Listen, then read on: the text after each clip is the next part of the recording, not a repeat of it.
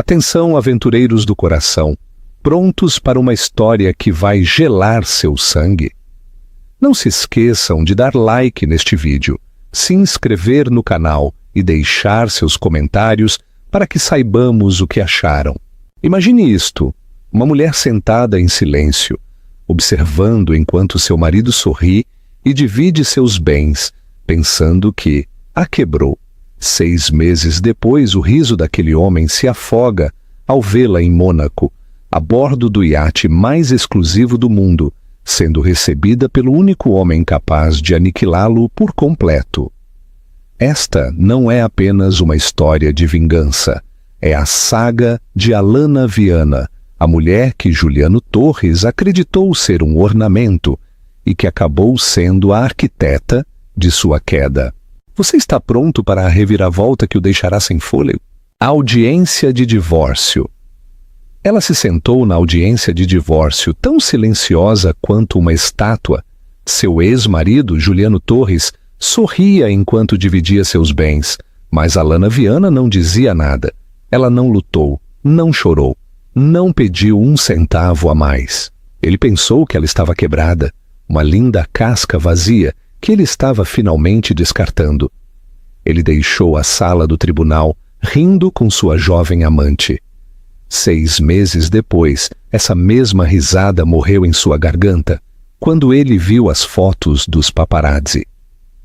Alana subindo no mega iate mais exclusivo do mundo em Mônaco, recebida no convés não por um novo amante, mas pelo único homem que podia destruí-lo por completo, Marcos Ribeiro.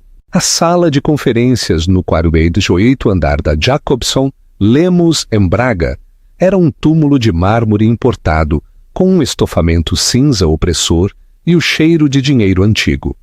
O ar reciclado e resfriado, a precisos 20 graus, parecia denso demais para respirar.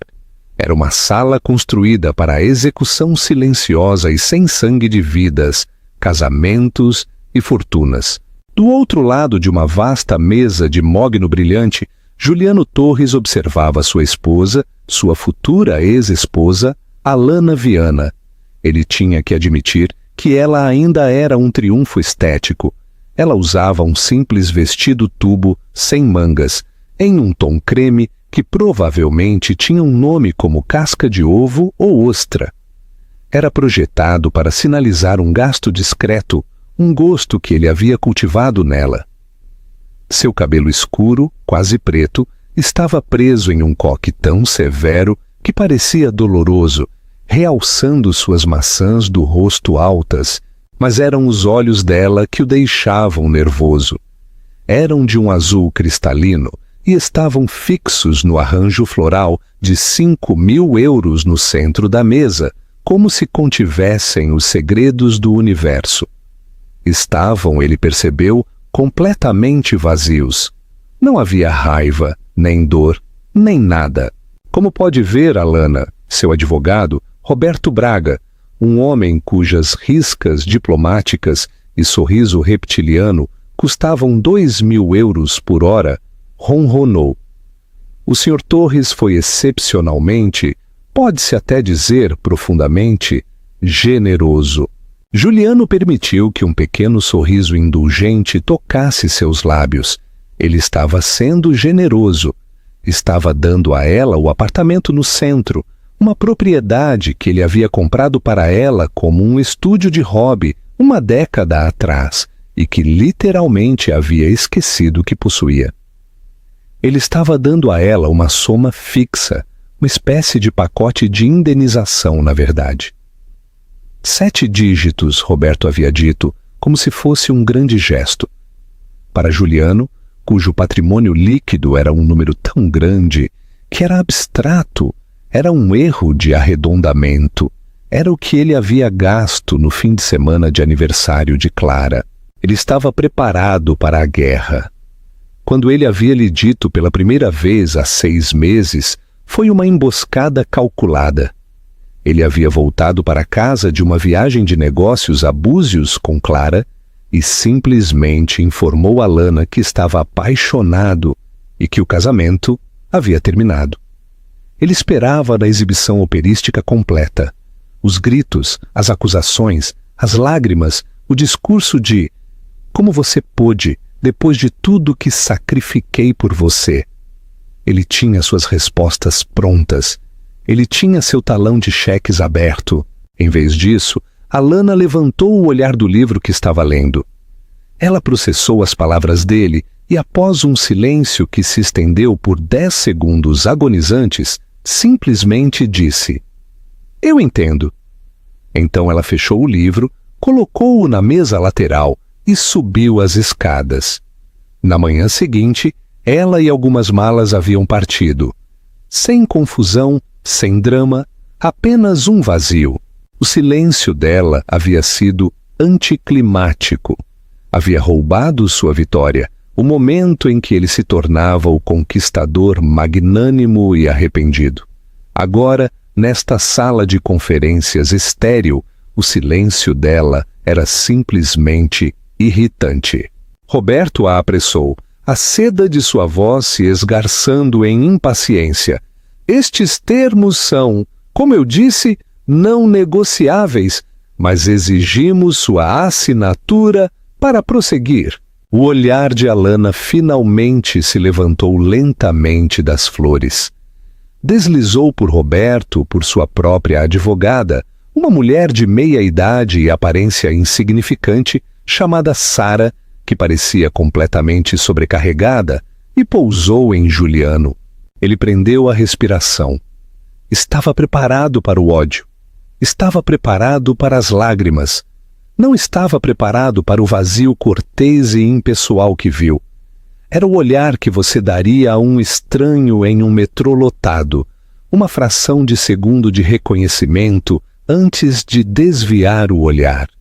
Ela não estava olhando para o marido, ela estava olhando para um obstáculo. "Eu aceito os termos", ela disse.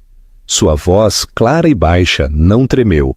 Era a primeira vez que a ouvia em meses, e era a voz de uma estranha. Juliano quase se encolheu. Ele havia querido que ela lutasse. Ele havia querido vencer aquela luta. Queria dizer a Alana: "Seja razoável, isso é melhor, eu preciso ser feliz."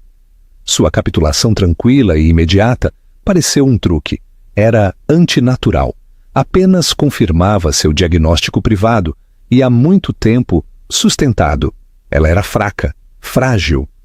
Havia construído toda a sua existência sobre o andaime da vida dele, e agora que ele estava o retirando de debaixo dela, ela estava simplesmente desmoronando. Sua advogada, Sara, parecia visivelmente aliviada, como se esperasse que sua cliente fosse destripada. Ela folheou a grossa pilha de documentos e os deslizou sobre a madeira polida. "Senhora Torres, Alana", Sara começou. "Tem certeza de que não quer?" "Eu tenho certeza", disse Alana, interrompendo-a. Não com descortesia, mas com uma finalidade que fez até Roberto Braga se endireitar um pouco. Alana enfiou a mão em sua simples bolsa de couro sem marca. Ignorou a fileira de reluzentes canetas Montblanc prateadas, dispostas como ferramentas cirúrgicas. Ela puxou uma caneta Bic de plástico azul barata, daquelas que se compra em um pacote de 10. Ela a clicou. O som, um clique agudo, foi obscenamente alto na sala silenciosa. Ela não leu os documentos. Simplesmente pulou para a última página. Assinou seu nome. Alana Viana, não Alana Torres. Ela já havia recuperado seu nome. Ela colocou a tampa na caneta. Ela se levantou. Ela assentiu uma vez um gesto rápido e desdenhoso em direção à sua própria advogada. Ela não olhou para Juliano. Ela não olhou para Roberto. Pegou sua bolsa e se dirigiu às enormes portas de carvalho. "Alana, espere!" disse Juliano, levantando-se. Foi um impulso involuntário. Ela parou com a mão na maçaneta de bronze, mas não se virou. "Para que, Juliano? Você está livre. Não é isso que você queria?" Ela abriu a porta e saiu. O rush do fecho da porta foi o único som. Roberto Braga exalou lentamente. Bem, esse foi o divórcio de alto perfil mais fácil da minha carreira. Essa soma fixa, Juliano, vai voltar em 6 meses quando ela gastar. Ela não sabe se gerenciar. Ela vai ficar bem, disse Juliano, afundando em sua cadeira. Ele afrouxou a gravata Hermès. Ela é resiliente. Ele já estava pegando seu telefone. Ele enviou uma mensagem de texto para Clara, que o esperava no DOM para um almoço de celebração. Está feito. Peça o Petrus 82. Ele sentiu uma profunda e eufórica sensação de alívio. Ele estava livre. Ele iria para Mônaco no próximo mês para fechar o acordo ápice, o que o tornaria uma lenda. Ele estava a caminho de uma nova vida com uma jovem de 24 anos que o adorava. Ele era Juliano Torres e ele acabara de vencer. Então por que, enquanto descia no elevador em um casulo de aço espelhado, a imagem de seus olhos vazios e aquela caneta de plástico barata lhe davam um calafrio repentino e inoportuno? Ele o sacudiu. Era apenas o eco de uma vida já terminada. O quid pro quo da matemática. Alana Viana não pegou um táxi para a casa de uma amiga. Não foi a um bar para tomar uma bebida. Não foi para o aeroporto para se encontrar na Itália. Ela pegou o metrô, um rosto anônimo na multidão da tarde, e foi para o apartamento do centro, o que Juliano tão generosamente permitiu que ela ficasse, sem saber que, legal e emocionalmente, sempre foi sua cápsula de escape. O apartamento era a antítese do opulento e sufocante penthouse que ela havia compartilhado com Juliano. O penthouse era todo folha de ouro, madeiras escuras e sedas pesadas, um museu que Juliano havia construído para si mesmo. O apartamento era uma caixa branca, limpa. Era um espaço de superfícies duras, paredes brancas e janelas do chão ao teto que davam para a grade brilhante e impessoal da cidade. A sala de estar principal era dominada não por um sofá, mas por uma estação de trabalho sob medida. 3 monitores, 4K, uma torre de servidor zumbindo silenciosamente em um armário ventilado e um teclado que clicava com a precisão mecânica satisfatória de uma arma. Ela caminhou até a mesa console ao lado da porta e colocou suas chaves em uma pequena tigela de porcelana branca. Ela tirou os sapatos, foi para a cozinha minimalista, pegou uma garrafa de água com gás na geladeira e bebeu, sua mão tão firme quanto a de um cirurgião. Ela não esteve em silêncio nos últimos 6 meses. Ela foi meticulosa. Juliano Torres havia cometido o erro mais comum dos homens poderosos. Ele havia presumido que a falta de ego significava falta de intelecto. Ele havia conhecido Alana na inauguração de uma galeria de arte moderna. Ele viu uma estudante de história da arte deslumbrante e quieta. Ele viu uma mulher que se contentava em ser um acessório bonito e plácido. Ele não viu a outra Alana, a Alana que se formou no ITA, Instituto Tecnológico de Aeronáutica, aos 19 anos, com dupla graduação em matemática e economia quantitativa. A Alana, que antes de completar 21, era a analista mais procurada em um fundo de hedge secreto tão exclusivo que não tinha nome em seu prédio. Ela havia construído os algoritmos preditivos que viram a crise de 2008 chegar 6 meses antes de todos. Ela largou tudo por Juliano. Ele achou a inteligência dela intimidante. Não quero chegar em casa e falar sobre derivativos, Alana. Ele havia rido no início do relacionamento. Quero chegar em casa e simplesmente estar. Quero uma parceira, uma esposa. Então ela se tornou uma. Ela guardou sua mente brilhante e inquieta, escondendo-a atrás de uma máscara de elegância plácida. Aprendeu a planejar suas festas de gala, a gerenciar suas 3 casas e a ouvir educadamente seus monólogos sobre instintos assassinos. Por um breve e tolo tempo, ela acreditou que era um preço justo pelo amor. O dia em que ela encontrou uma única extensão de cabelo loiro, arrancada, e um brinco Cartier em sua mala de viagem, foi o dia em que o preço foi cancelado. Mas não foi a infidelidade que selou o destino de Juliano. Foi o que ela encontrou 3 dias depois. Ela estava no escritório dele em casa, um cômodo que ele chamava de O Santuário, procurando um documento fiscal. Juliano, com todo o seu gênio, era uma bagunça organizacional. Ele jogava tudo nas gavetas, escondido dentro de uma cópia de A Arte da Guerra, encadernada em couro vintage, um livro que ela sabia que ele nunca tinha lido. Havia um pequeno disco rígido, criptografado, preto fosco. Ele havia usado a mesma senha que usava para tudo, o símbolo da bolsa de valores de sua primeira grande vitória, APX1. Levou menos de 4 minutos para Alana ignorar a criptografia básica. Levou o resto da noite para ela entender o que estava vendo. Juliano não era apenas um tubarão. Ele era um criminoso de alto nível. Ele estava executando uma sofisticada fraude de valores mobiliários de vários anos. Ele não estava apenas traindo ela. Estava trapaceando todo mundo. Ele estava usando uma rede de empresas de fachada, Cygnus Ventures, Nautilus Group, para inflar artificialmente o valor de suas participações de capital privado antes de vendê-las para seus próprios investidores. Era um clássico pump and dump, mas em uma escala impressionante por sua audácia. O acordo ápice, pelo qual ele estava se mudando para Mônaco, seria sua obra-prima, uma pontuação final massiva antes de sair, deixando seus parceiros e investidores com uma sacola de bilhões de dólares em ações sem valor.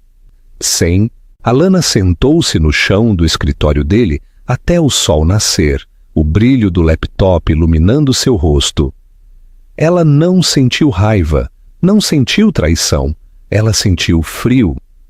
Era o frio limpo, puro e emocionante de uma equação complexa que finalmente estava se equilibrando maravilhosamente. A esposa troféu morreu naquele chão. A especialista quantitativa renasceu. Ela copiou o disco rígido. Ela passou os próximos 2 meses não em spas ou almoços, mas neste apartamento. Ela rastreou o dinheiro. Ela cruzou cada transação. Ela aprendeu a programar em 3 novas linguagens para seguir os rastros de dados através de servidores indetectáveis nas Ilhas Cayman e na Europa Oriental. Ela construiu um dossiê, um caso de dados inabalável, matematicamente certo, que não apenas colocaria Juliano na prisão, desmantelaria todo o seu império. Foi então que ela percebeu por que não podia discutir no divórcio. Discutir significava apego. Lutar por seu acordo generoso significava aceitar o dinheiro sujo dele. Ela não queria nada dele. Seu silêncio não era fraqueza. Era uma quarentena. Agora parada em sua cozinha, ela terminou sua água. Ela caminhou para seu quarto. Em sua penteadeira, ao lado de uma única fotografia emoldurada, havia um telefone satélite. A foto era dela aos 20 anos, em traje de formatura, ao lado de um homem robusto de cabelo prateado. Ela pegou o telefone e discou o único número em sua memória. Uma voz atendeu no primeiro toque. Era um barítono profundo e cultivado, com um sotaque que era uma mistura de britânico e algo inconfundível, como um homem que era de todos os lugares. Viana, disse a voz. Está feito, Marcos, disse Alana. O divórcio está finalizado, estou legalmente limpa, sem conflitos de interesse. Houve uma pausa, depois uma risada baixa e apreciativa. Excelente. O acordo ápice de Juliano está entrando em sua fase final. Ele apresenta ao conselho em Mônaco no próximo mês. Eu sei, disse Alana. Ele agendou sua própria execução. Ele se acha um leão, Marcos? Ele é apenas um cordeiro e está entrando sozinho no matadouro? O jato está reabastecido em Viracopos. Decolamos quando você quiser, disse o homem. O Olympus já está atracado em Port Hercule e... Alana? Sim, bem-vinda de volta. O mundo estava muito quieto sem você. Alana olhou para seu reflexo na janela escura. A mulher pálida e vazia do escritório do advogado havia desaparecido. Em seu lugar, havia uma mulher com olhos que brilhavam, como aço cortado. Não sou eu que você tem que se preocupar em estar quieta, ela disse e encerrou a chamada. O Annihilation Juliano Torres sentiu pela primeira vez em sua vida que era invencível. A vida depois de Alana era uma melhoria espetacular em alta definição. Clara era uma supernova, uma explosão de laca loira, bronzeados e adoração vocal extasiada. Ela era. Ele também estava descobrindo que ela era espetacularmente cara, uma linda máquina ronronante projetada para converter dinheiro em barulho e postagens no Instagram. Mas tudo bem. O acordo ápice estava prestes a transformá-lo em uma lenda. Ele estava sentado no Sky Lounge de seu novo penthouse. Ele vendeu o que compartilhava com Alana. Muitas lembranças rançosas, enquanto Clara dirigia uma equipe de mudanças instalando uma luminária gigante de cavalo cromado. Não é divina, ursinho J, ela chilreou. É minimalista. Diz que temos poder, mas somos brincalhões. É... Algo, querida, disse Juliano, rolando seus e-mails. Agora eu preciso que você fique quieta por um tempo. Papai está trabalhando. Você está sempre trabalhando. Ela fez um bico, encostando a cabeça em seu ombro. Ela cheirava a champanhe e Baccarat Rouge. É aquele assunto do ápice?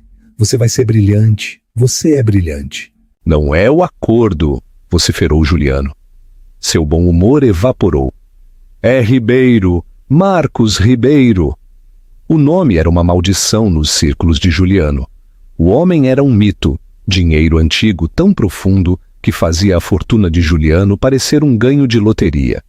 Ribeiro administrava seu império global, Grupo Ribeiro, de um local não revelado que se dizia ser seu mega iate, L'Olympus. Ele era o único investidor que Juliano precisava para que o acordo ápice não apenas tivesse sucesso, mas fosse um sucesso estrondoso. O envolvimento de Ribeiro era o selo de legitimidade, atrairia o restante do capital institucional cético. E por 3 meses sólidos, Ribeiro havia sido um fantasma. Ele está enrolando, disse Juliano, agitando o uísque em seu copo. Minha apresentação ao conselho em Mônaco é em 2 semanas e o pessoal dele continua atrasando. O Sr. Ribeiro está avaliando os dados. Que dados? É o negócio mais limpo e lucrativo da década. Talvez ele esteja apenas com ciúmes, ofereceu Clara, beijando sua têmpora. Ele é velho, você é você, você é o futuro. Juliano sorriu. Ela era simples, mas ele gostava disso. Você está certa. A queda. Alguns dias depois, ele estava em um jantar de celebração com seus parceiros. Ele estava de bom humor. Acabara de comprar uma nova Ferrari combinando com a de Clara. Ele passou o telefone para eles, mostrando uma pequena nota na página 6. Era uma foto granulada, tirada com teleobjetiva, de Alana, de todas as pessoas. Ela estava sentada em um café ao ar livre em Paris, de óculos de sol, e lendo um livro. Vejam! Juliano trovejou rindo. Essa é minha ex. Parece que ela está lidando bem em sua jornada de comer, rezar, amar. Bom para ela, sem ressentimentos. Seus parceiros riram com ele. Clara, sentada em seu colo, riu. Ela parece tão entediante. Tenho certeza de que o livro é sobre sentimentos. Juliano riu. O fragmento de desconforto que ele sentiu após o divórcio havia desaparecido completamente. Ele quase sentiu pena de Alana com seu pequeno apartamento e suas tristes viagens solitárias. Ela era uma nota de rodapé. No dia seguinte, enquanto ele fazia as malas para Mônaco, seu mundo se despedaçou. Ele estava em sua mesa, aprovando o manifesto de viagem de seu jatinho particular. Clara estava no outro cômodo discutindo com seu estilista sobre o que vestir para o grande prêmio. Sua linha privada tocou. Era Roberto Braga. Juliano, temos um problema. Não é uma boa hora, Rob. Estou a caminho do jato para Mônaco. Você não vai para Mônaco, Juliano, não para esta reunião. A voz de Roberto estava tensa, fina. O conselho acaba de adiá-la indefinidamente. Juliano parou a caneta que pairava sobre o papel. O quê? Eles não podem. Sob qual autoridade? É o meu negócio. Ribeiro, disse Roberto. Ele não apenas paralisou, ele se moveu contra você. Ele enviou um auditor, uma nova firma, uma que eu nunca ouvi falar, Viana Analytics. Estamos limpos, gritou Juliano. Os livros estão limpos. Estamos, Juliano? Estamos mesmo? A voz de Roberto de repente ficou muito fria. Porque esta firma, Viana Analytics, enviou um arquivo, um relatório de achados preliminares. Juliano, é tudo. As empresas de fachada, a Signos, a Nautilus, os cronogramas, as contas das Cayman. São dados que eu nunca vi, dados que você me garantiu que não existiam. Um suor frio irrompeu na pele de Juliano. A caneta em suas mãos quebrou. Viana Analytics, ele sussurrou. O nome com sabor de cinzas. Esse é o nome no papel timbrado, disse Roberto, a voz sombria. E eles não estão apenas auditando, eles apresentaram uma oferta paralela, uma aquisição hostil de toda a carteira ápice, apoiada pela holding de Ribeiro. Viana, a mente de Juliano disparou. Era uma coincidência, um nome comum. Tinha que ser. Quem a dirige? Quem é esta Viana? Houve um silêncio longo e terrível do outro lado da linha. Essa é a parte que você não vai gostar, Juliano, disse Roberto, sua voz baixando a um sussurro. A CEO, a analista principal, a que assinou o relatório, é Alana. O telefone de Juliano escorregou de sua mão, caiu no chão de mármore e rolou. A voz de Roberto, um zumbido pequeno e frenético. Alana, Alana, Alana, a esposa tranquila, a estudante de História da Arte, a mulher lendo um livro em Paris.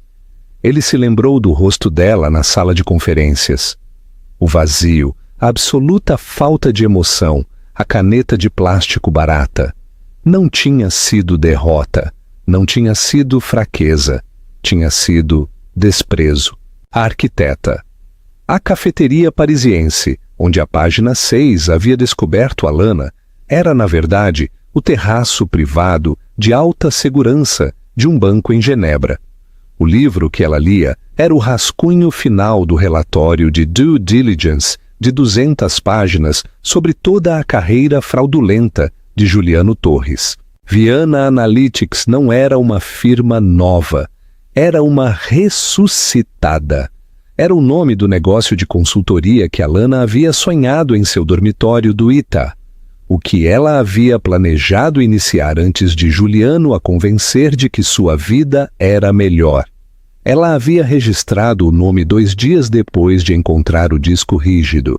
O dinheiro do acordo, a generosa soma fixa de 7 dígitos, Alana havia caminhado do escritório do advogado para seu apartamento e, em seu primeiro ato oficial como mulher livre, havia transferido o valor total para um fundo de caridade para vítimas de crimes financeiros.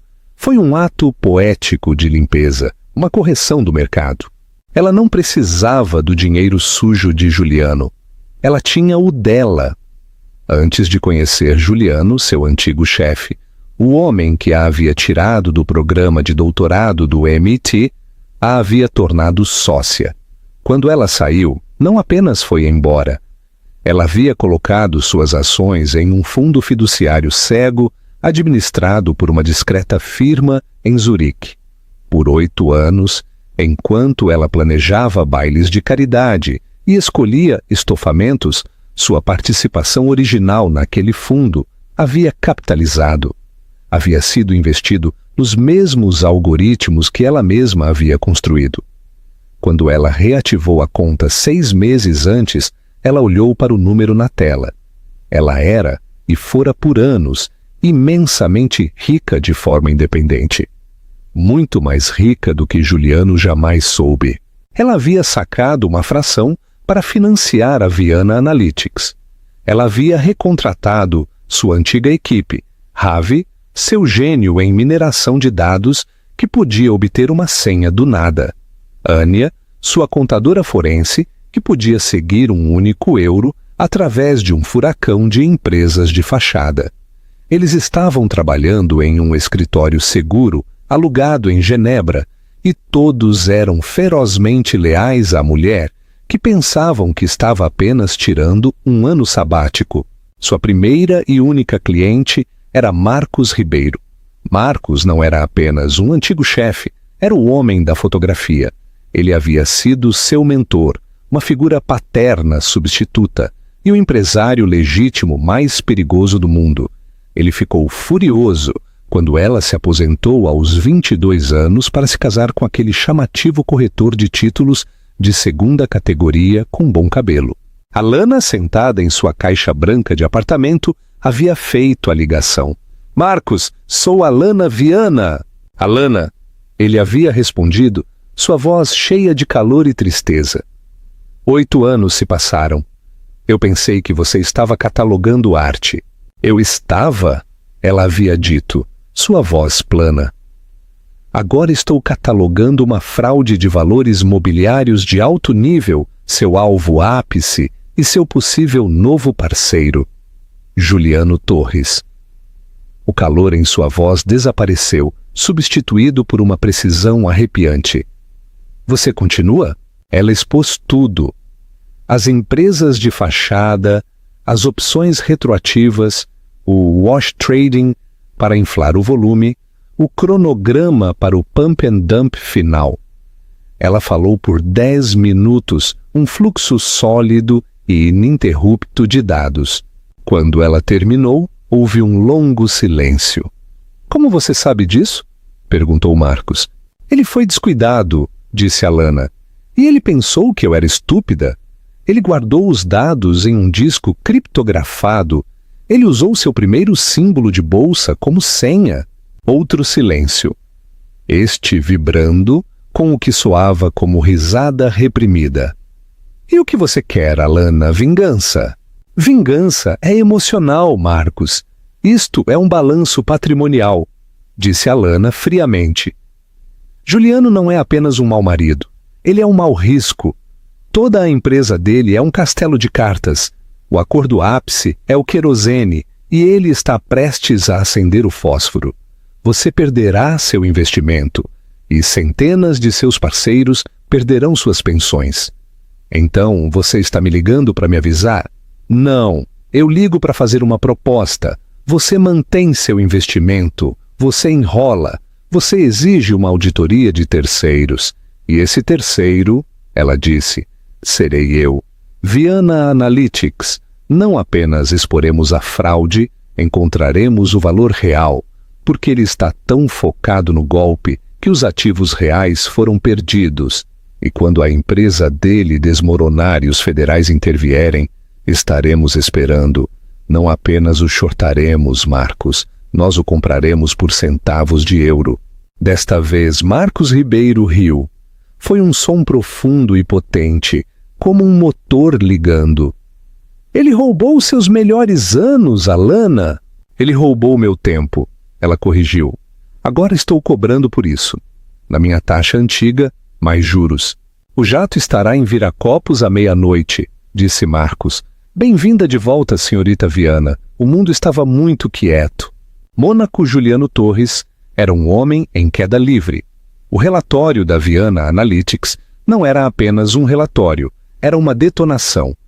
Não apenas foi para o conselho, Alana, com precisão matemática cirúrgica, enviou cópias para a CVM, Comissão de Valores Mobiliários, para o procurador do Zemeirua, para o Distrito Sul de São Paulo. E o golpe de misericórdia para o Valor Econômico. A história explodiu em uma terça-feira. Torres indiciado. A cor do ápice de Juliano Torres, revelado como um castelo de cartas. O artigo citava amplamente o relatório, elogiando a anônima Viana Analytics como uma nova firma de grande perspicácia, cujos analistas possuíam uma compreensão quase profética da fraude de mercado. Chamou o relatório de uma obra-prima da investigação de dados financeiros. As consequências foram imediatas. Seus ativos foram congelados ao meio-dia. Seus parceiros, aqueles com quem ele havia rido sobre Alana, entraram com um processo de $500 milhões às 15 horas, nomeando-o pessoalmente. A CVM abriu uma investigação pública formal. Seu nome, antes sinônimo de sucesso agressivo, agora era tóxico. Ele estava no penthouse, cercado pelas luminárias de cavalo cromado e pelos tapetes de pele branca de Clara, vendo sua vida se dissolver em loop na CNN Brasil. Cara, eles estão te chamando de esquema Ponzi, sussurrou Clara, o rosto pálido sob o bronzeado. Ela segurava o telefone, o polegar congelado em seu feed do Instagram. Juliano, meus seguidores estão perguntando. Cale a boca! Rugiu Juliano, atirando seu copo de uísque vazio contra a tela. Ela fez isso! Aquela cobra quieta e entediante? Ele não conseguia conciliar as duas imagens, a esposa submissa e tranquila que organizava sua gaveta de meias e a impiedosa assassina corporativa que acabara de vivisseccioná-lo no Valor Econômico. Como ele havia perdido isso? Ele viveu com ela por 8 anos. Como ele nunca a tinha visto? A resposta, agonizante e clara, era que ele nunca tinha olhado. Ele só tinha visto seu próprio reflexo nos olhos dela. Juliano, disse Clara, sua voz tremendo. Ela não estava mais pálida, estava zangada. Eu acabei de tentar comprar uma passagem para Gramado para ir para a casa da minha mãe. Meu Amex foi negado, o cartão preto, o que você me deu. Os ativos estão congelados, Clara. É temporário, ele gritou, agarrando o cabelo. É um mal-entendido. Eu vou consertar. Consertar. Ela guinchou. Você mentiu para mim. Você disse que era um rei. Você é um criminoso. Minha mãe me ligou. Ela disse que eu estou na página 6 como a prostituta do vigarista. Ela agarrou sua bolsa de viagem Louis Vuitton, já arrumada. Ela estava sempre pronta para uma viagem rápida e correu para a porta. Então é isso. Juliano riu, um som quebrado e feio. O dinheiro está congelado, então você está indo embora. Eu não posso fazer parte disso, ela soluçou, apertando-lhe o botão do elevador. Você disse que ela não era nada. Você disse que ela era simples. Você é o simples, Juliano. Sua velha e entediante esposa te derrubou. As portas do elevador se abriram. Ela se foi. Juliano estava sozinho. Seu telefone tocou. Ele olhou para ele. Roberto Braga. Ele ignorou. Tocou de novo. Fernando Diniz, um de seus parceiros mais antigos. Ele ignorou. O interfone zumbiu. Ele ignorou isso também. Ele sentou-se por muito tempo.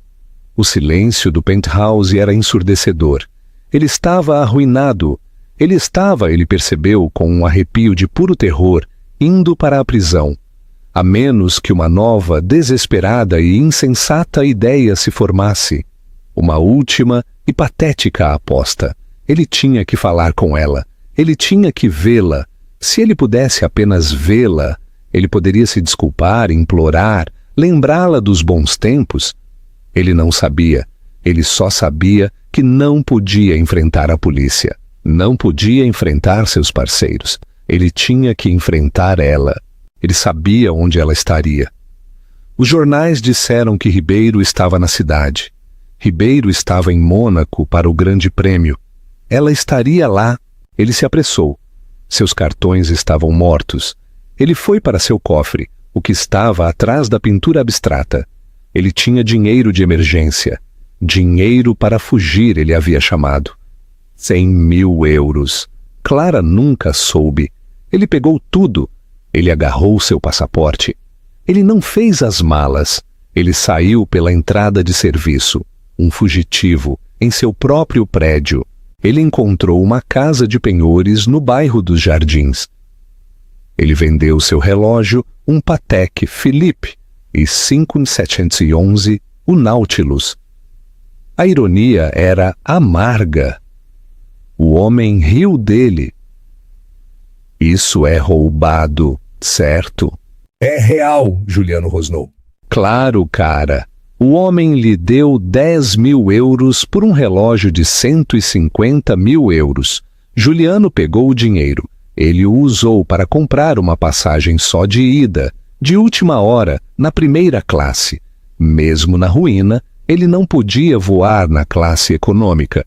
Ele estava indo para Mônaco, não para uma reunião, mas para uma confrontação. O confronto final no porto, Herculeport.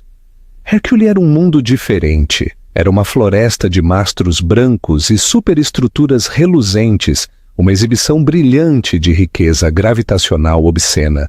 O ar estava denso com um cheiro de diesel, sal e dinheiro.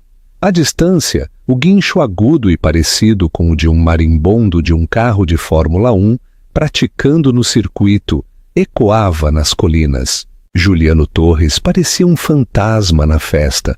Ele não dormia há 36 horas.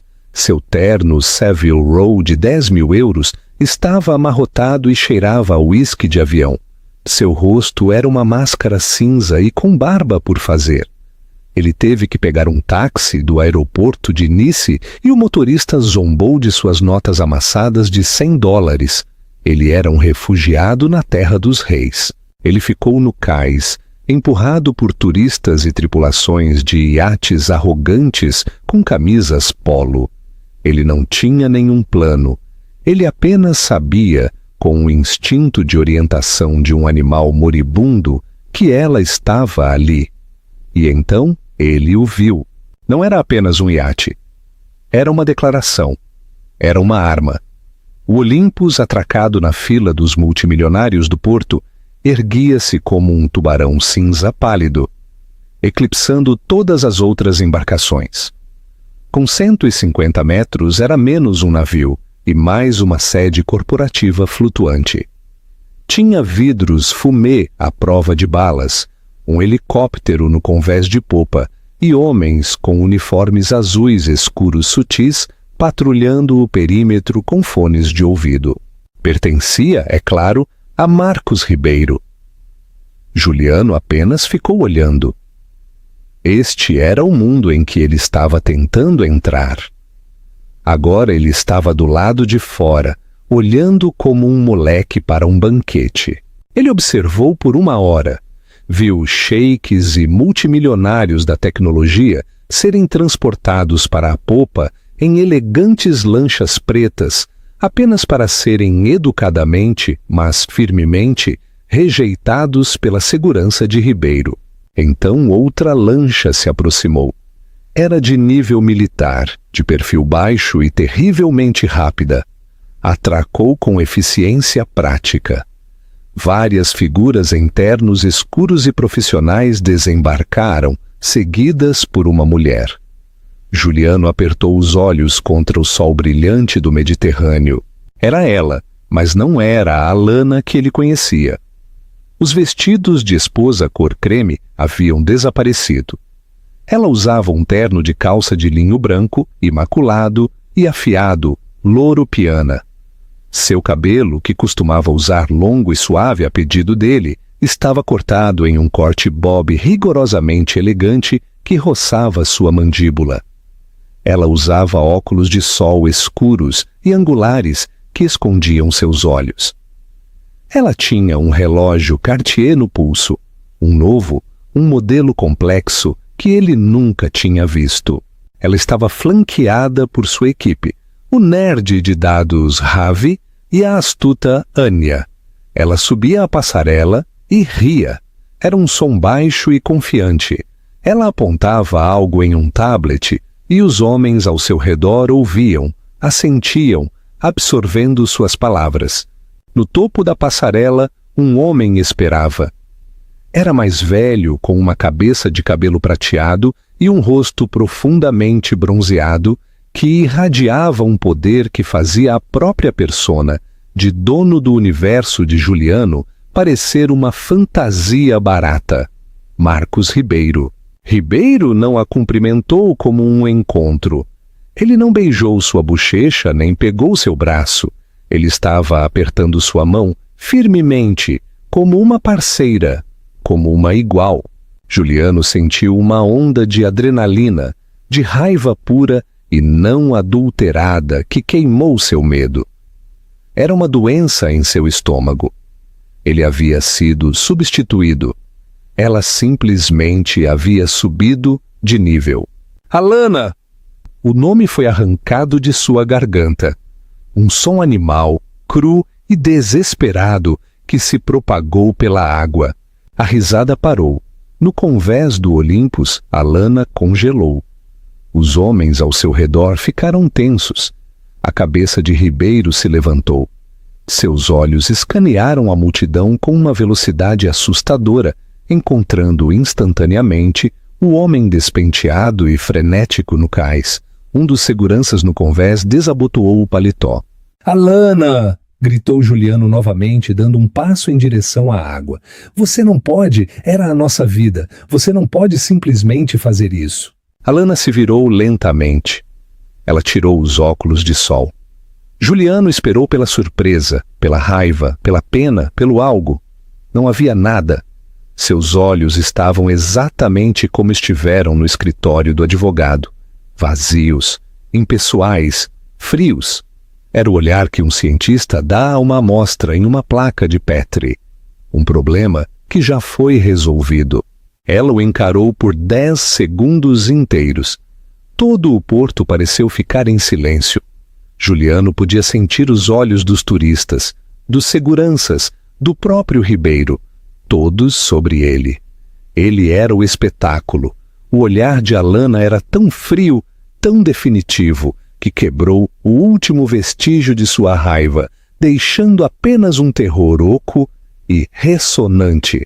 Então, com uma inclinação de cabeça quase imperceptível, não um aceno, mas um simples e devastador reconhecimento de sua existência, ela lhe deu as costas.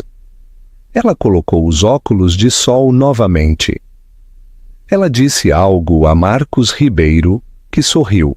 Enquanto Juliano Torres observava, quebrado e falido nos cais, Alana Viana, sua tranquila e simples ex-esposa, caminhou para o coração do Olympus, desaparecendo em um mundo de poder que ele nunca jamais poderia tocar.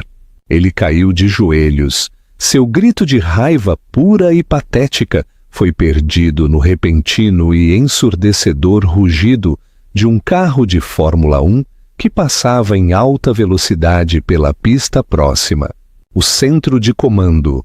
A pesada porta de vidro à prova de som do salão principal do Olympus deslizou com um assobio pneumático, cortando-os instantaneamente do mundo exterior. O grito distante e desesperado de Juliano Torres e o guincho agudo dos carros de Fórmula 1 foram apagados, substituídos pelo zumbido profundo e sem vibração dos estabilizadores do barco e o sussurro do ar reciclado e frio. A sala de guerra não era um salão, era um centro de comando. Enquanto o penthouse de Juliano era um monumento ao seu ego, todo ouro, mármore preto e superfícies duras e reflexivas, esta sala era uma declaração de poder puro e não adulterado. As paredes eram de teca de cor cinza, fosco suave, com telas de alta definição embutidas que atualmente mostravam dados do mercado global, padrões climáticos e feeds de vídeo seguros. O mobiliário era minimalista, branco e de aço, funcional e, no entanto, incrivelmente caro. Era um espaço projetado para decisões que podiam derrubar governos. Marcos Ribeiro já estava parado perto de um bar de perfil baixo, servindo um único copo do que parecia ser água com gás. Ele não havia suado, nem sequer se perturbado. Simplesmente olhou para Alana, seus olhos da cor do céu, de verão, enrugados pela diversão. Bem, ele disse, sua voz profunda ecoando no silêncio. Essa foi uma pequena performance dramática. Eu lhe darei crédito por seu talento para o teatral. Alana desabotoou o único botão de seu paletó louro piana e colocou seu tablet em um longo console de aço. Ela não parecia nervosa. Parecia uma general que acabara de observar uma escaramuça menor previsível. Ele sempre foi um ator terrível, disse Alana com a voz fria e uniforme. Ela se aproximou e aceitou o copo de Marcos. Todo volume, nenhuma substância. Ele acha que gritar é uma forma de poder. É apenas barulho. Ele parecia angustiado, observou Marcos olhando para ela de perto. Alana tomou um pequeno gole composto. Ele não está angustiado, Marcos. Ele simplesmente percebeu que perdeu. Ele confunde as consequências de suas próprias ações com uma tragédia pessoal. É a característica definidora dele. Um pequeno sorriso genuíno tocou os lábios de Marcos. 8 anos. Você esteve com ele por 8 anos e ele nunca, nem por um segundo te viu, viu? Ele viu o que queria ver, disse Alana, virando-se para olhar a tela principal onde os mercados de Londres, Nova York e Tóquio continuavam a funcionar. Ele viu um objeto bonito, tranquilo e complementar. Ele viu seu próprio reflexo. Foi seu maior conforto e sua vulnerabilidade mais catastrófica. Bem, o conforto dele está prestes a ser permanentemente removido. Marcos pegou um pequeno controle remoto preto. Ania e Ravi estão conectados de Genebra. É hora do relatório. Ele clicou em um botão. 2 das telas grandes piscaram e os rostos de sua equipe apareceram. Ravi, parecendo amassado em um moletom, e Ania, afiada e alerta em um blazer preto nítido. Alana, disse Ania com a voz clara, o relatório foi entregue, como você sabe. Foi mais do que entregue, Ania, disse Marcos, inclinando-se no console. Foi uma detonação. Acabei de receber ligações do procurador-geral, do chefe da CVM e de um senador que parecia muito, muito assustado. Eles chamam seu relatório de pedra de roseta para toda a organização dele. Juliano construiu sua empresa como um jogador. Interveio Ravi, sua voz ligeiramente metálica. Ele deixou rastros de dados por toda parte. Ele era descuidado, arrogante. Ele pensou que ninguém era inteligente o suficiente para conectar os pontos. Ele nunca contou com alguém como Alana. Alana se aproximou da tela principal, que mostrava um complexo diagrama em forma de teia de aranha das empresas de fachada de Juliano. Isto, ela disse, apontando para um aglomerado de empresas, é o que ele pensou que era o prêmio, o acordo ápice, um pump and dump multimilionário. O golpe era tudo uma mentira. Ela pressionou uma tecla no console e o diagrama mudou, destacando uma única e escura sociedade, holding na parte inferior. Mas isto é o que ele realmente tinha. Este é o valor. O que é? Perguntou Marcos, aproximando-se. É uma empresa de tecnologia de energia limpa que ele adquiriu há 3 anos, explicou Alana, sua voz acelerando com a paixão que ela só mostrava por dados. Ele a comprou pelos imóveis, uma fábrica em Uberlândia. Ele despojou os ativos e enterrou a empresa. Mas ele é tão intelectualmente preguiçoso que nunca fez uma auditoria completa de sua propriedade intelectual.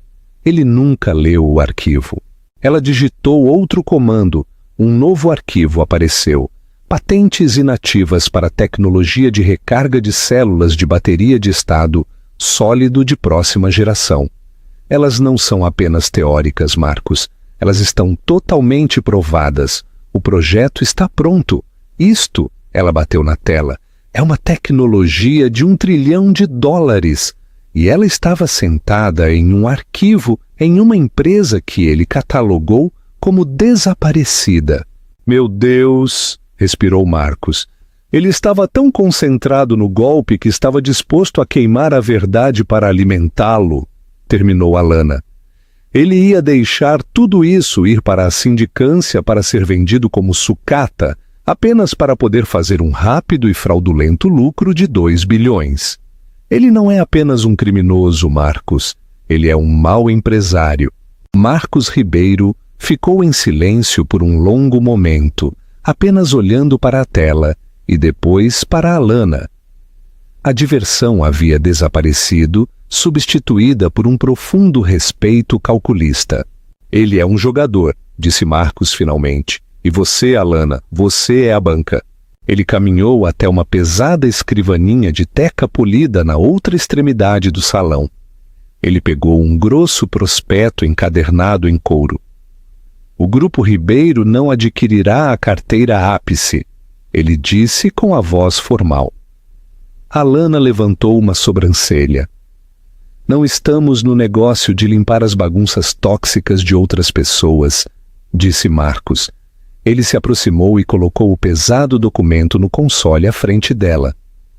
Estamos no negócio de financiar visionários. Ela olhou para baixo. Na capa, em letras limpas gravadas em prata, havia 2 palavras. Viana Capital. Alana olhou para ele. Sua compostura se quebrou momentaneamente. Ela prendeu a respiração. Era o nome que ela havia rabiscado em um caderno em seu dormitório do ITA. Há uma vida inteira. Isto não é uma oferta de emprego, Alana, disse Marcos com a voz suave. É um investimento. O Grupo Ribeiro fornecerá 5 bilhões de seed capital. Você será a CEO. Você conduzirá a aquisição. Você dirigirá a empresa. Você será a acionista majoritária. Seremos apenas seus parceiros silenciosos. Ele se inclinou, sua expressão intensa. Eu não estou te fazendo um favor. Você acabou de entrar aqui e me entregou a maior oportunidade de investimento da década. Eu aposto na analista, não nos ativos, e eu pretendo vencer. Alana olhou do prospecto para o rosto de Marcos. 1000 emoções por trás de seus olhos. Antes que ela pudesse falar, seu telefone satélite zumbiu. Não seu telefone pessoal, mas o criptografado. O de sua equipe. Ela levantou um único dedo para Marcos. Ele assentiu. Ela atendeu. Vá em frente. A voz de Ania veio, nítida e definitiva. Está feito. A CVM abriu o auto de processo há 10 minutos. Os artigos do Valor Econômico e do Jornal do Brasil estão no ar. O conselho foi notificado. Juliano Torres, o que acontece com ele? Perguntou Alana, sua voz em linha reta. Ele está detido enquanto falamos. Sob quais fundamentos? É quase poético, disse Ania com um raro toque de humor em sua voz. Ele estava em uma lista de exclusão.